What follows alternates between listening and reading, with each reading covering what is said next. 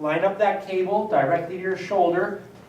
Grab it, put one hand on your hip, feet straight, hip, knee, ankle lined up, arms straight, not locked, straight, slightly bent elbow, wrist straight. This is how far you come in. Your hands go straight in front of your shoulder. Now come back as much as you can without swaying your body back and forth. Keep that elbow up, head is nice and straight, he's looking straight. Beautiful. Give me a couple reps. You want to breathe in on the way in, blow out on the way out. That muscle's working hard. Abs are tight. It's not swaying around. Notice his arm is not changing planes. It's not down here, not up here. It's always in this plane. He's not moving around. So it hits that rear delt nice and effectively. Look at that rear delt work. His elbow is lined up with the rear delt.